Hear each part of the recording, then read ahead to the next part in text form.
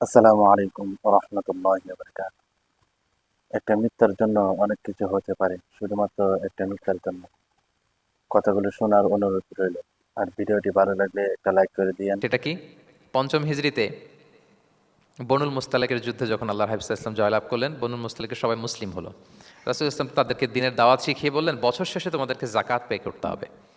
আর জাকাতের এই টাকা নেয়ার জন্য আমি একজনকে পাঠাবো বছর শেষে। তো বছর শেষে তিনি বনুল মুস্তালিকের যে লিডার হারিস ইবনে মিরারের কাছে আল ওয়ালিদ ইবনে উকবা নামে জাকাতের কালেক্টর এক সাহাবীকে তিনি পাঠালেন যে যাও তুমি যে জাকাত নিয়ে আসো। তো উনি গেলেন। উনি আসবেন শুনে বনুল মুস্তালাকের সবাই পল্লী থেকে বের হয়ে মরুভূমির মাঝখানে তলোয়ার টলোয়ার নিয়ে ঘোড়া টোরা নিয়ে তাকে ওয়েলকামিং রিসেপশনের জন্য, রেড কার্পেট রিসেপশনের জন্য সবাই দাঁড়ায় আছে যে নবীর সাহাবী আসবে, জাকাত কালেক্ট করতে, আমরা জাকাত দিব। এখন ওই সাহাবী যখন গেলেন, সবাইকে এরকম ঘোড়া তলোয়ার এরকম সাজসজ্জা নিয়ে দাঁড়ায় থাকার কারণে উনি ভয় পেয়ে গেলেন। উনি ভাবছে আমাদের মনে হয় হত্যা করার জন্য দাঁড়ায় আছে।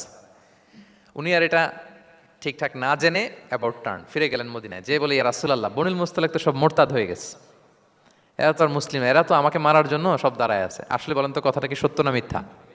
একেবারে মিথ্যা। রাসূল সাল্লাল্লাহু আলাইহি ওয়াসাল্লাম এই কথা শুনেই বিশ্বাস করলেন সরল মনে। বিশ্বাস করেই খালিদ ইবনে ওয়ালিদ রাদিয়াল্লাহু তাআলা আনহুকে বললেন, অ্যাটাক বনুল মুস্তালিক, বনুল মুস্তালিকে অভিযান পরিচালনা করো।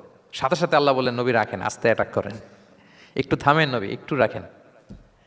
আপনি যার কাছ থেকে শুনেছেন সে মিথ্যা বলেছে, অসত্য কথা বলেছে, আসলে ঘটনা এমন নয়।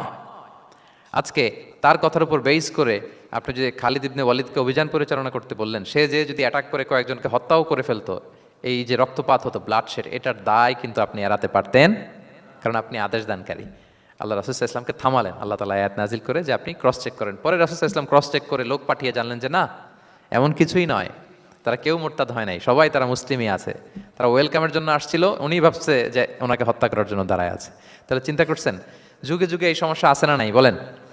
রাসূল সাল্লাল্লাহু আলাইহি ওয়াসাল্লামের জীবনীতে এই ঘটনা ঘটিয়ে আমাদের চোখে আঙ্গুল দিয়ে আল্লাহ তাআলা বুঝাতে চাইলেন যে কোনো নিউজ আসলেই এটা ভেরিফাই না করে বিশ্বাস করা যাবে না।